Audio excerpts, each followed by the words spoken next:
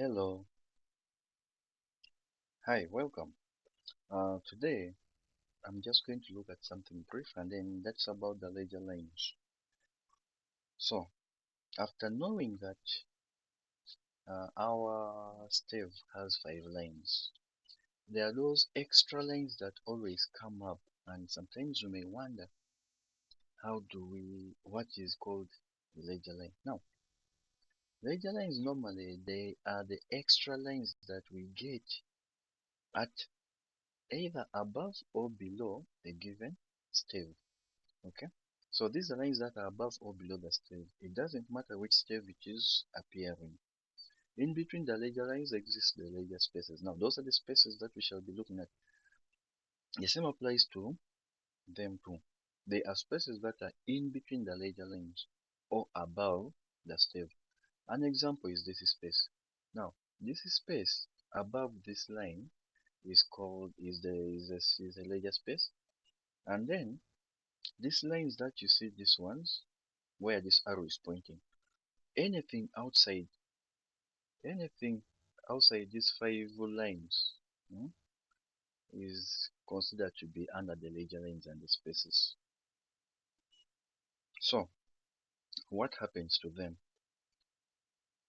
We recall there's no any special way of naming them, as we would say that, for example, the other time we used an acronym first to name them. No, if you remember that this was okay, this is this being a bass clef or the F clef, we know that this is F, this will be G, this is the A, which means this is B, the space above A is that, and then this line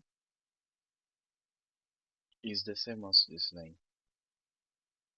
Why we put the ledger lines in this kind of short lines is because we don't want to over congest, we don't want to confuse people to look at this and then they assume everything is okay.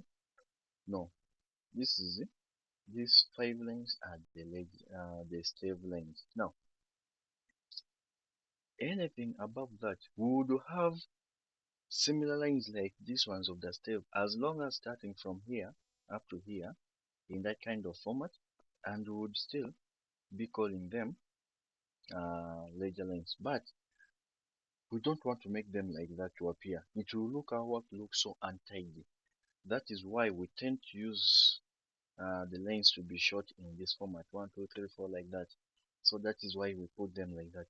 However, they are just a mere continuation of lines that would run from one extreme to the other, one extreme to the other, without as many as we would wish.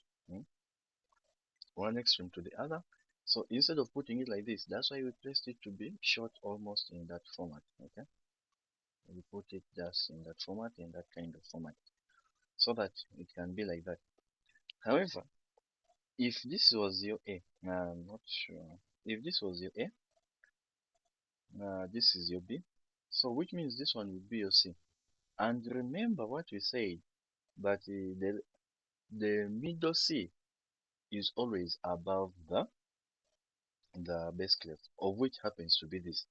Now, if that is your middle C, which means the ledger lines above this happens to be those lines that happen to be in the stave of G.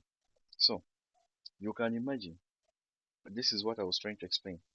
Our middle C is this one, and now that middle line happens to be a ledger line, and then you will continue just naming it like that, like that. So which means by the time you're entering E, from E onwards, it means you have already entered the stave for the treble clef, this treble clef. You would have entered into that. Hmm? Then the same applies uh, below it.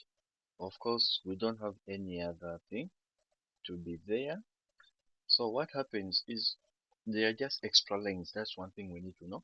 There is no special naming of them, but rather it is a continuation of how we would have named those things from the lanes if they're to be in existence. But that is what we can say as per now, and there is no magic about it. Thank you, and I would like us to end here.